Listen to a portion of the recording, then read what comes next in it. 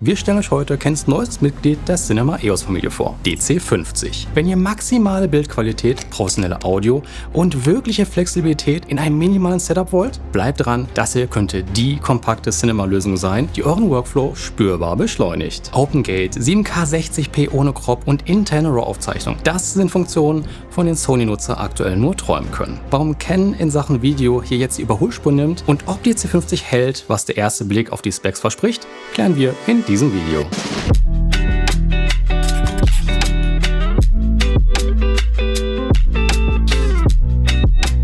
Bevor wir aber detailliert über die vielen Funktionen sprechen, warum bringt Canon jetzt diese Kamera auf den Markt und wie passt sie ins Line-Up? Kurz gesagt, Canon schließt die Lücke zwischen Hybrid und echter Cine. Die C50 positioniert sich oberhalb der C70 und orientiert sich im Handling klar an der Sony FX-Serie. Sehr mobil, leistungsstark, aber mit mehr Cine-DNA. Der Workflow erinnert an die Sony FX3, übernimmt aber den hybriden Gedanken der erst kürzlich vorgestellten FX2, nur dass die 32 Megapixel hier auch spürbar fürs Video arbeiten. 7K OpenGate, 7K bei 60 FPS ohne Crop, oversampledes 4K und interne 12-Bit RAW-Aufnahme machen hier den entscheidenden Unterschied. Schauen wir erstmal von außen auf den Body. Die C50 ist kompakt, leicht und aktuell die kleinste EOS-Cine, die Canon im Line-Up hat. Gerade im Vergleich zur C70 wirkt sie, wie auch bereits die R5C, fast lächerlich kompakt. Sie ist sogar noch ein Stück kompakter und leichter als die R5C, was unter anderem auch an dem fehlenden Sucher liegt. Was wir dafür haben, ist ein wirklich solides und hochwertig verarbeitetes Gehäuse. Mit einem Viertelzoll-Gewinn auf jeder Seite, um Monitore, Funkstrecken, Cages oder anderes Reading-Zubehör sicher an der Kamera montieren zu können. Auf der unteren Seite gibt es ein 1/4 Zoll Gewinde plus Positionierungsloch für Stativplatten. Außerdem sind hier alle wichtigen Ports mit dabei. 3,5 mm Mikrofon und Kopfhöreranschluss, USB-C, Full-Size HDMI, Fernauslöser und sogar ein extra Timecode-Anschluss sind hier verbaut. Sehr schön zu sehen, dass Canon hier keine Abstriche macht und man sich nicht zwischen Mikrofon und Timecode-Eingabe entscheiden muss, man gleichzeitig aber sogar noch eine Hinterkamera-Bedienung anschließen kann. Auffallend sind die Ein- und Auslässe des integrierten Lüfters. Die kühle Luft wird hier einmal durch das komplette Gehäuse gezogen, was uns jegliche Sorgen bezüglich Überhitzung vergessen lässt. Auch wenn der Lüfter in seiner höchsten Stufe nicht gerade leise ist, wer empfindlich ist, kann ihn im Menü so einstellen, wie man ihn gerade so braucht. Das aufgeklappte Display sitzt wegen dem Lüfter etwas weiter hinten. Wenn ihr von oben drauf schaut, kann es dann zum typischen Filmernacken führen. An Bedienelementen bietet die C50 viele frei belegbare Funktionstasten. Die Standardbelegung wirkt ab Werk weniger intuitiv als bei Sony FX-Modellen, einfach weil die Knöpfe weniger für die Basic-Einstellungen wie ISO, Weißabgleich oder ähnliches gemappt sind, sondern eher für das schnelle Ein- und Ausblenden von Peaking, Waveforms oder LUTs. Das ist aber auch wirklich persönliche Präferenz und lässt sich komplett individualisieren, und weil ihr euch die Buttons sehr granular mappen könnt, richtet ihr die Kamera schnell genau auf eure Arbeitsweise ein. Von OpenGate Toggle über Zebra, False Color bis hin zu Crop Record oder AF-Modi. Außerdem haben wir noch einen großen Switch, mit dem man die Kamera entweder in den Foto- oder in den Videomodus booten kann. Da entscheidet man sich dann auch zwischen dem etwas einfacheren, abgespeckten Fotomenü oder dem professionellen, sehr detaillierten Cine-Menü. Es gibt Zoom-Wippen mit Record-Taste und jede Menge Taillights am Body und auch am Griff. Zum Griff kommen wir gleich aber noch einmal detaillierter. Zur Speicherstruktur: Die Kamera hat einen CF Express Typ B-Slot, der für die primären Aufnahmen zuständig ist. Plus einen zusätzlichen SD-Kartenslot für die Sekundäraufnahmen für Proxy oder die simultane Crop-Aufnahme. Dazu aber gleich mehr. Herzstück ist der neue 32 Megapixel Vollformatsensor. Er ermöglicht die hohe Auflösung von 7K, kann in seiner vollen Größe ausgelesen werden, sprich OpenGate, und liefert daraus hinaus oversampledes 4K mit sichtbar mehr Feindetails. Das ist nicht nur ein Zahlen-Upgrade, es ist echter Spielraum für Reframing in der Nachbearbeitung, für Vertical Exports und saubere anamorphoten Workflows. Die Dual-Base ISO liegt bei 800 und 6400. Offizielle Angaben zum Dynamikumfang haben wir noch nicht, aber die Lowlight-Performance macht einen sehr guten Eindruck, gerade dank der zweiten Basis bei ISO 6400. Für eine finale Bewertung warten wir aber auf das Serienmodell, insbesondere in Zusammenspiel mit den C-Log 2 und 3. Die hohe Auflösung des Sensors hat aber nicht nur im Videobereich enorme Vorteile. Mit der Kamera lassen sich entsprechend 32 Megapixel Stills fotografieren. Natürlich auch ganz normal im RAW. Die C50 hat zwar keinen mechanischen Verschluss, schafft aber bis zu 40 Bilder pro Sekunde mit elektronischem Verschluss und auch Pre-Continuous Shooting ist hier möglich. Für Thumbnails, Behind the Scenes oder Social Key Visuals ist das super. So bleibt der Look konsistent und man muss nicht für ein paar Handvoll Fotos eine zweite Kamera mitschleppen. Bei hochauflösenden Sensoren steht allerdings auch immer eine Frage im Raum. Wie schnell kann er denn überhaupt ausgelesen werden? Beim Rolling Shutter wirkt OpenGate 30p sehr solide. Bei schnellen Schwenks sieht man zwar eine Verzerrung, aber es hält sich hier wirklich in Grenzen. Und gerade im OpenGate hatten wir da Sorge. Natürlich gibt es Kameras mit noch schnelleren Readout, die bringen aber dann weniger Auflösung oder starke Qualitätsanschränkungen mit. Die Rolling Shutter Performance hängt allerdings vom Format, der Framerate oder dem Codec ab. Aber in keiner Auflösung war hier ein dramatisches Ergebnis zu sehen. Natürlich bekommen wir aber auch Canons aktuellstes Autofokussystem. Der Dual Pixel CMOS AF2 liefert die von Canon gewohnte Zuverlässigkeit. Personen, Gesichter und auch Tiere werden sauber getrackt. Was uns allerdings aufgefallen ist, je nachdem ob ihr im Foto- oder Videomodus bootet, unterscheiden sich hier die Tracking-Ziele. Im Videomodus können Personen oder Tiere gewählt werden, im Fotomodus kommen Fahrzeuge und eine automatische Zielwahl dazu. Ob der Unterschied jetzt auf die nicht finale Firmware zurückzuführen ist oder es tatsächlich einen technischen Grund gibt, dass wir diese Einstellungen haben, das wissen wir leider nicht. Der größte Wermutstropfen, die C50 hat leider keinen IBIS. Es gibt eine digitale Stabilisierung und viele RF-Objektive bieten auch eine optische Stabilisierung im Objektiv.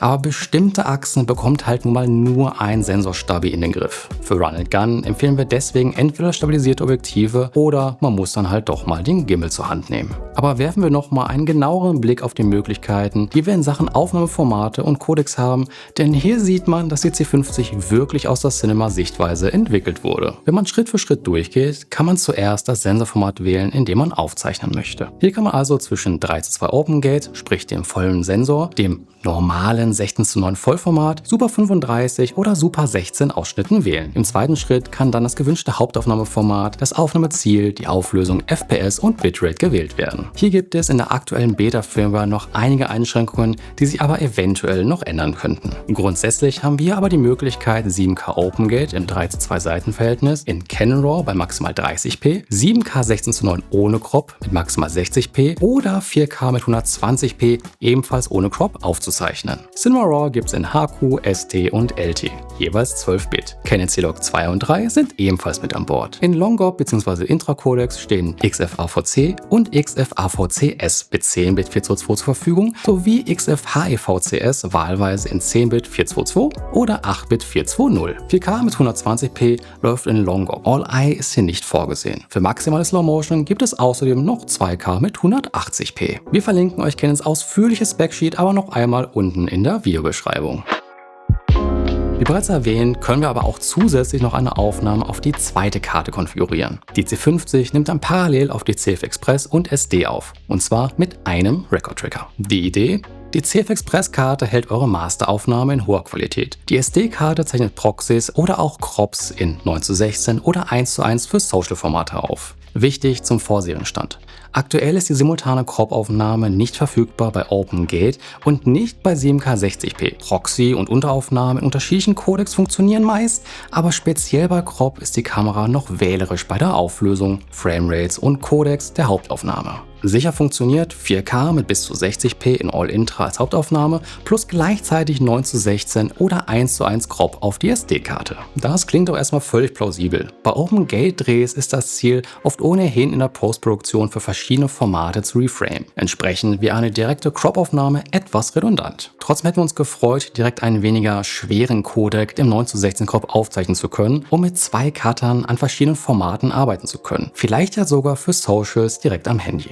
Wir behalten im Blick, was die finale Firmware freischaltet. Oder ihr geht auf maximale Qualität. 7K OpenGate als Master und eine Proxy-Aufnahme auf SD, die Verticals entstehen später in der Post. In beiden Fällen wird der Ton gespiegelt, eure Clips sind also sofort synchron und schnittfertig. Und auch wenn ihr eine Zwischenlösung sucht, kann hier in der Masteraufnahme in RAW und in der Sekundäraufnahme eine 4K 2:2 10-Bit aufzeichnen. Die Kamera bietet hier also wirklich Flexibilität für fast jeden Workflow. Aber kommen wir einmal zu einem weiteren sehr wichtigen Aspekt bei der Cinema-Kamera, den Optionen in der Objektivwahl. Das RF-System passt hervorragend zur C50, weil der Mount durch sein geringes Auflagemaß extrem vielseitig ist und steht hier die mittlerweile recht große Auswahl an RF-Objektiven und mittels Adapter auch alle EF- und PL-Mount-Objektive zur Verfügung. Für Hochzeit, Doku und Run & Gun sind das RF2405 Blende 2.8Z und das 70-200 f2.8Z echte Arbeitstiere. Großer Brennweitenbereich, durchgehende Blende 2.8 Bildstabilisator und vor allem die Möglichkeit, den Servo-Zoom-Motor direkt über die Zoom-Wippen am Body und Griff zu steuern.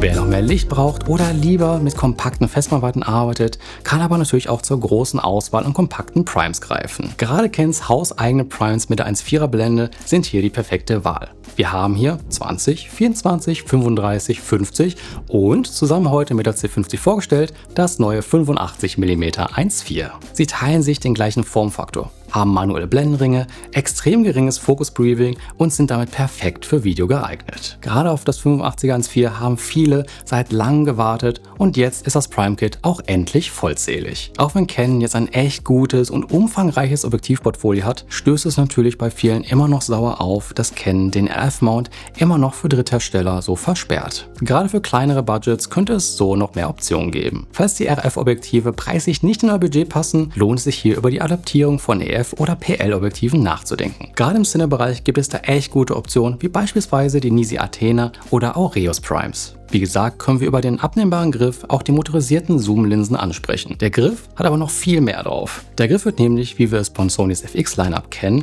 mit 2/4 Zoll Gewinden mit dem Body verschraubt und ist tatsächlich auch nochmal deutlich stabiler als der von Sony. Per Smart-Schuh werden dann Strom, Audio und Steuerungssignale übertragen. Was uns besonders gefällt, ist erstens der lockbare Record-Button und zweitens die integrierte Zoom-Wippe, über die man die Kamera auch direkt am Griff steuern kann. Die Zoom-Geschwindigkeit kann hier auch relativ fein eingestellt werden, wobei man hier anders als bei der Zoom-Wippe an der Kamera nur eine Geschwindigkeit einstellen kann und nicht 2 Stufen definiert werden können. Das wichtigste Feature des Griffes ist aber das Audio-Interface. Hier bekommen wir 2 XLR-Eingänge mit optionaler 48 Volt Phantomspeisung und können so insgesamt 4 Audiosignale parallel aufzeichnen. XLR auf Kanal 1 und 2, das interne Mikrofon und den 3,5 mm Eingang. Aufgezeichnet wird mit bis zu 24 Bit. 32 Bit, gibt's leider nicht. Wir hoffen hier auf ein Firmware-Update, denn das würde die C50 dann wirklich zur absoluten Alleskönner machen.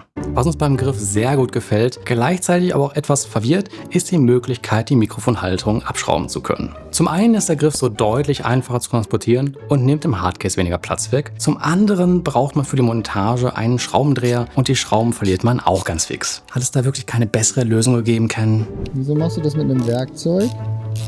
Das finde ich schön. Macht Spaß. Ah, deswegen, okay.